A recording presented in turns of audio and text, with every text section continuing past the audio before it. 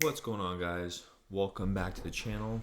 My name is Matt. So a lot has happened since I last made a video. Most recently, we have the Bank of Canada cutting interest rates by 50 basis points.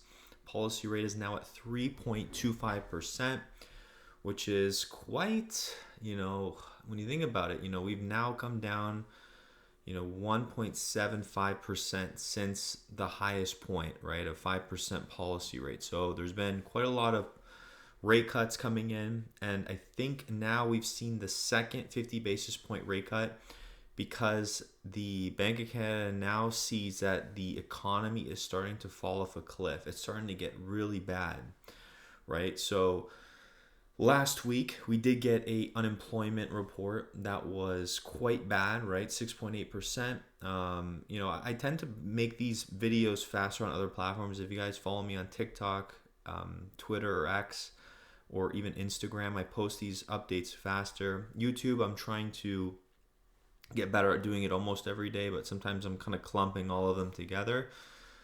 But from all the announcements we've got, 67% of Canadians can't afford housing above, $1,749 per month, right? So we got that.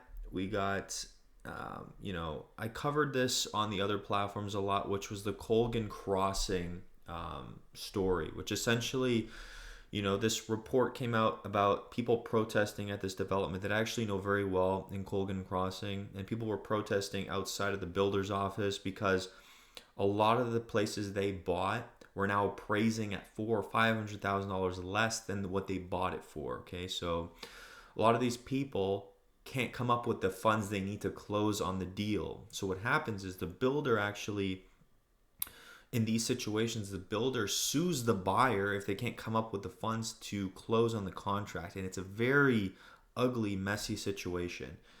And so that is what's happening in Colgan Crossing in this particular story. And not only that, but there's been cases in this specific development of houses being burnt down. So not only that, there's security in that area 24/7. So the builder is like paying for security to monitor this neighborhood. It's just a crazy scenario to see what's happening there. And it's not only this one development. Apparently this is also happening in other developments across Ontario, maybe Canada, but probably more Ontario, just because it seems like it would happen in Ontario more because of how wild the market went and how now the market's been falling over the last couple of years. So these pre-construction, development things might just keep happening. We might see more stories like this.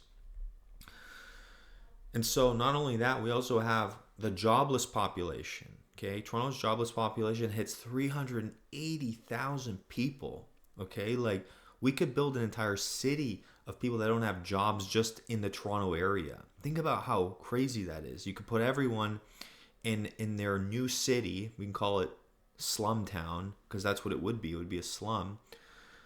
And effectively, those people could just create their own community. That's how wild it is, right? Now, it's very concerning to see those things. And I think now, all of these reports, I don't know if the Bank of Canada is looking at all these other things. Maybe they do. But I think they're looking at the big things. They're looking at the job number creations and the unemployment rate and stuff like that, and also inflation. But I mean, I'm sure they're aware of the other stories at play and the other things that are happening in the economy, and maybe the other, reports being made by, journalists and big networks and all this stuff. But yeah, all this stuff has now translated into the policy rate being lowered, right, to 3.25%. We have just an ugly economy, and it doesn't seem like things are going to improve. So I'd love to know what you guys think of all these things. Let me know if you guys have any questions, and of course I'll see you guys in the next video. Take care.